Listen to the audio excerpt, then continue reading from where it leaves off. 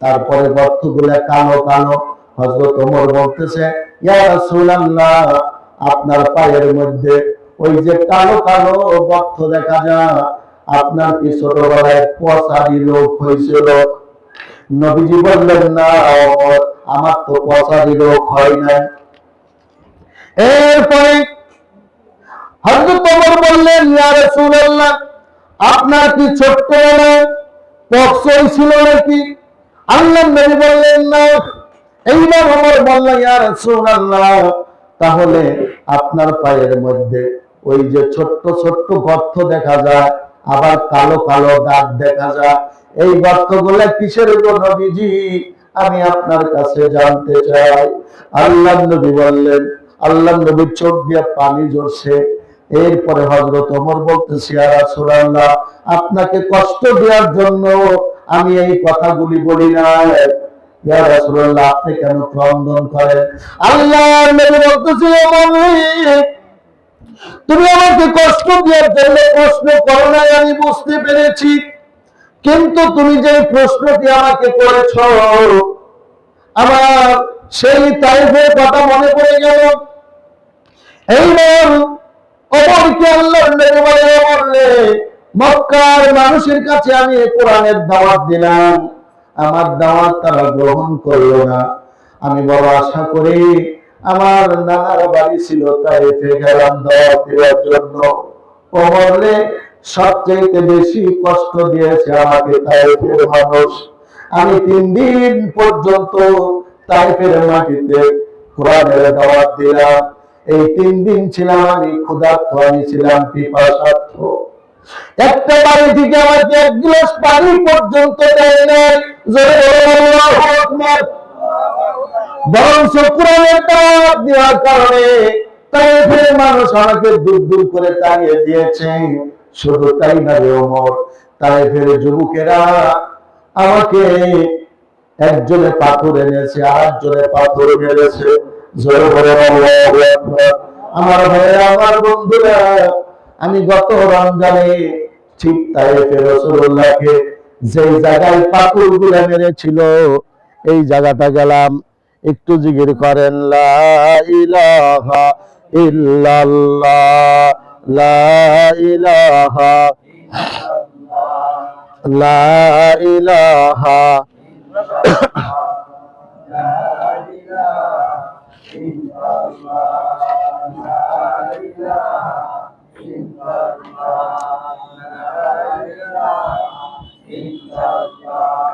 লা ইলাহা,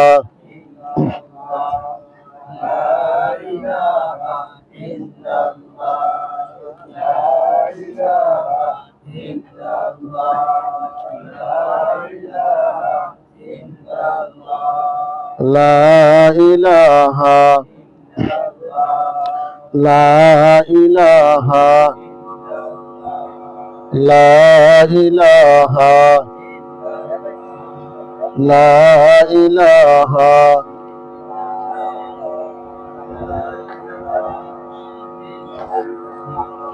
লা ইলাহা ইল্লাল্লাহু মুহাম্মাদুর রাসূলুল্লাহ সাল্লাল্লাহু আলাইহি ওয়াসাল্লাম। একটু মনোযোগ সহকারে খেয়াল করে শুনতে হবে, কারণ এই কোরআন প্রতিষ্ঠিত হওয়ার কোরআন কাহিনী। এইবার নবীজি বললেন, তাইফের মানুষ আমাকে, আমি পিপাসার্ত ছিলাম, ক্ষুধার্ত ছিলাম, আমাকে তো 1 গ্লাস পানি কেউ দেয় নাই।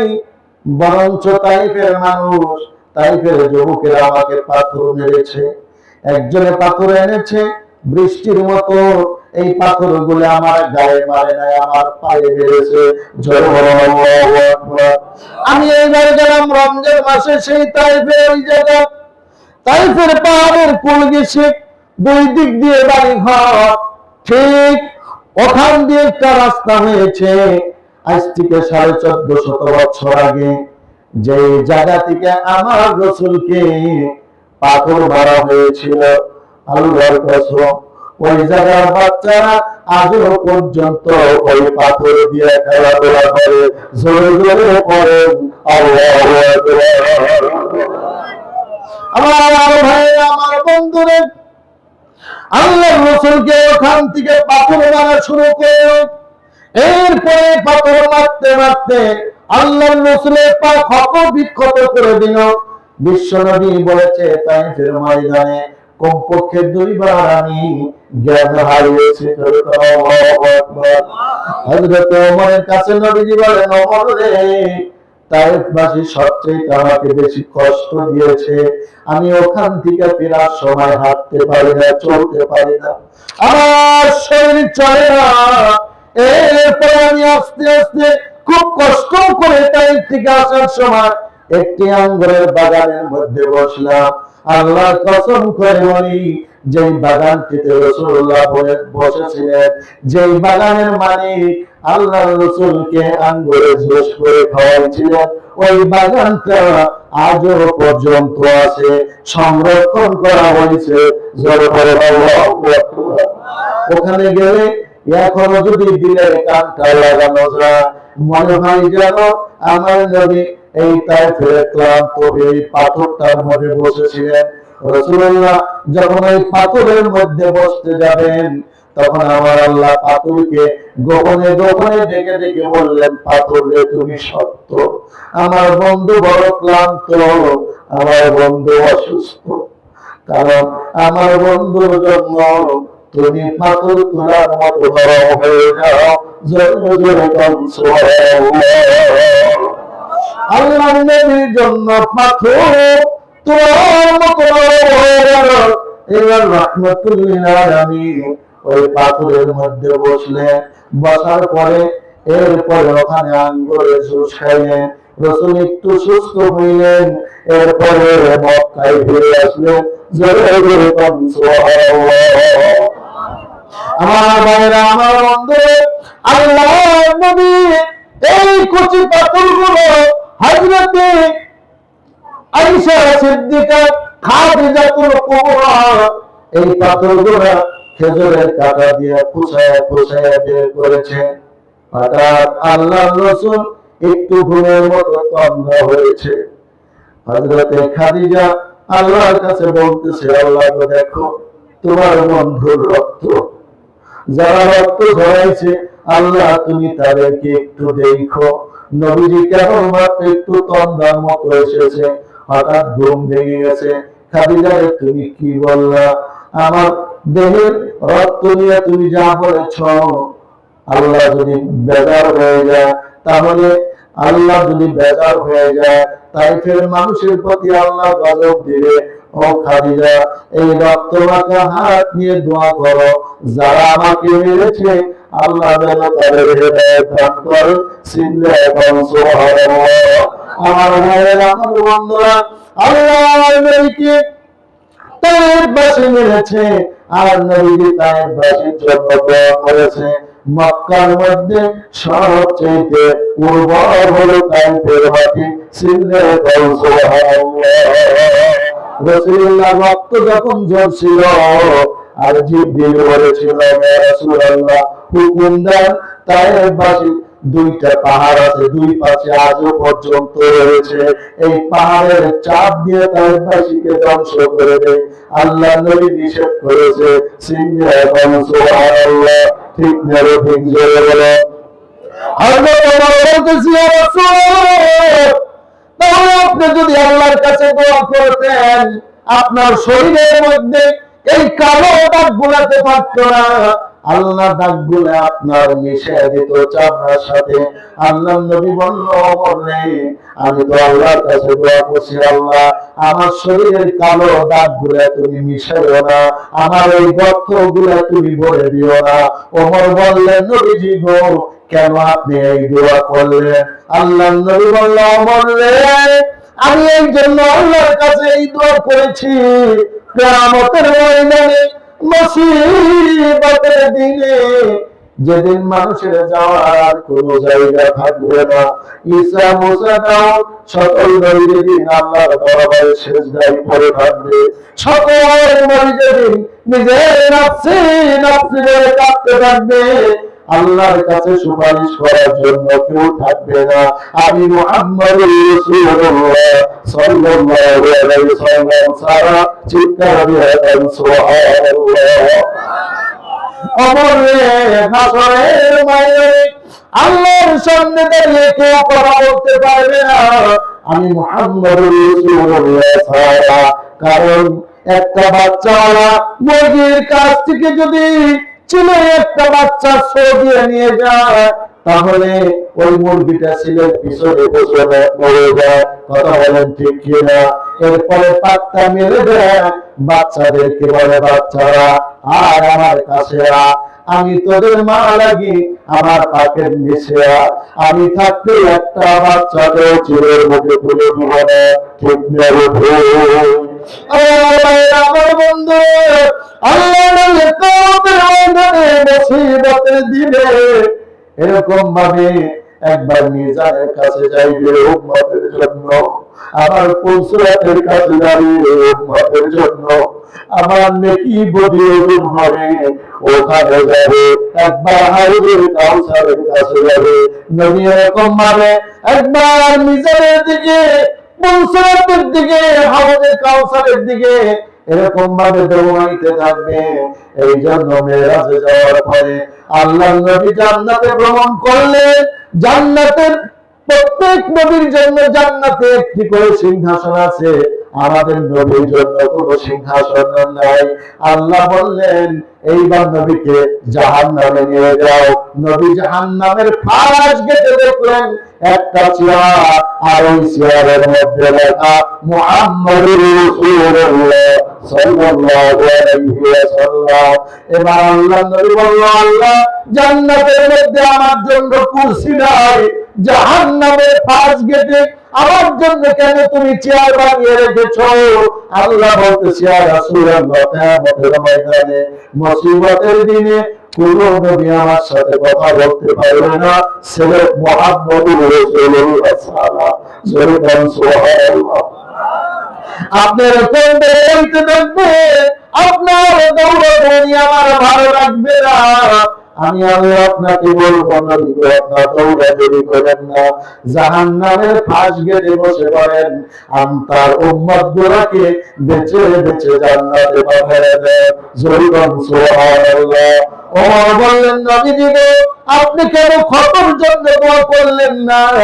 নবীজি বললেন, কিয়ামতের ময়দানে এই মুসিবতের দিনে আমি আমার এই ক্ষতগুলা আল্লাহর দরবারে পেশ করব, আর বলবো আল্লাহ আমি তো কোনো পাপ করেছিলাম না, আমি তো কোনো অন্যায় করেছিলাম না, আমি তো তোমার কোরআনের দাওয়াত দিয়েছিলাম।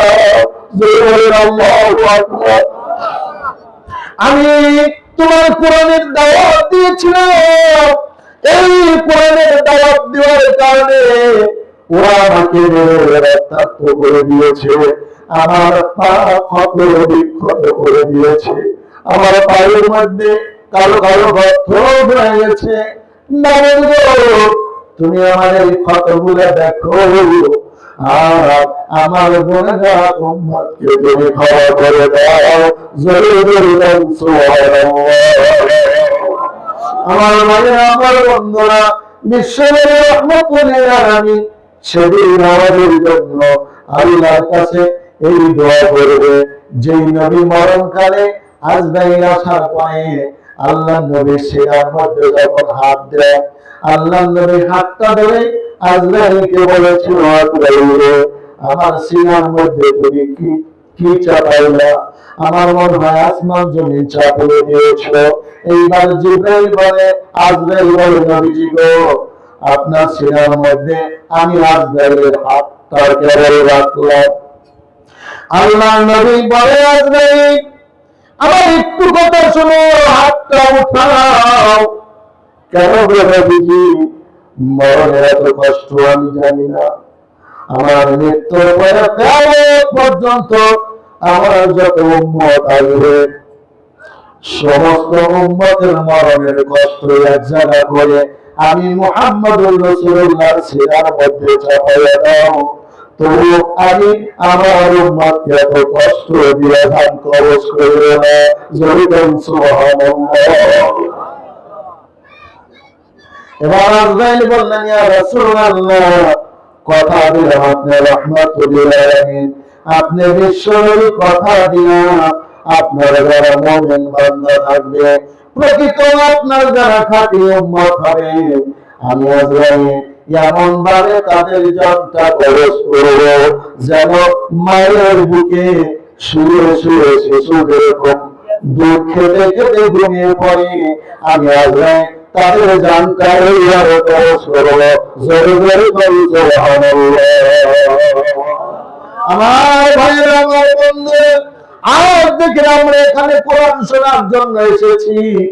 আমাদের বসতে কষ্ট হচ্ছে কারণ এখানে প্রচন্ড গরম, ঠিক কিনা? এই গরমে অনেকে এক জায়গায় বসে থাকা, সারাদিন আপনারা পরিশ্রম করছেন, এরপরে গরমে আপনাদের ওয়াজ শোনা আপনাদের কষ্ট হচ্ছে জানি, কিন্তু এই কোরআন প্রতিষ্ঠিত করতে গিয়ে আমাদের নবী কত কষ্ট হচ্ছে তার কিঞ্চিত পরিমাণ আপনাদেরকে আমি একটু শুনলাম। এই জন্য এই কোরআনটা আমরা এখান থেকে যাব, এই কোরআনটা নিয়ে যাবো, ঠিক কিনা ভাই? আর কোরআনের একটি মার্কাজ আপনারা করছেন, এখানে তালিমে কোরআন একটি মাদ্রাসা হয়েছে, কত সুন্দর একটি মসজিদ হয়েছে, এই মসজিদে অনেক টাকা ঋণ আছে। মাদ্রাসা করতে গেছে, মাদ্রাসায় অনেক টাকা ঋণ আছে, ঠিক না ভাই? এই জন্য আমি করজোড়ে আপনাদের কাছে একটু অনুরোধ জানাবো, মসজিদ দিন থাকবে কেন, আমরা দিন থাকতে পারি। মসজিদ দিন থাকতে পারে যেরকম পারে, মসজিদ দিন থাকতে পারে না। আমরা এখানে যে কয়েকজন এসেছি, বাহিরে যারা আছেন, আমি অনুরোধ করছি একটু ভিতরে আসেন, আমরা আজকে মসজিদ থেকে ঋণ মুক্ত করবো ইনশাল্লাহ। পারবো না? আরো যেরকম পারবো পারবো ইনশাল্লাহ। মসজিদের কত টাকা ঋণ আছে ভাই? হ্যাঁ, 20,000 টাকা। মাদ্রাসায় 20,000 টাকা। 20 কত হইল? 40। মসজিদ মাদ্রাসা কি ঋণ থাকতে পারে? মসজিদ হলো আল্লাহর ঘর, আর মাদ্রাসা কার ঘর? নবীর ঘর।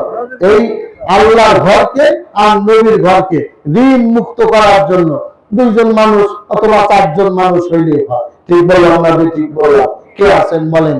এরকম 4 জন মানুষ আল্লাহর ঘরকে, আল্লাহর নবীর ঘরকে ঋণ মুক্ত করা লাগবে আমাদের। পারবো ইনশাআল্লাহ? আমরা এখানে যারা আছি, কি বলেন, পারবো ইনশাআল্লাহ? আল্লাহ আমাদের তৌফিক দান করুন, বলে আমিন। আমাদেরকে আল্লাহ পাক এত সুন্দর নাজ নিয়ামত খাওয়াইতেছে, আর আল্লাহর ঘর, আল্লাহর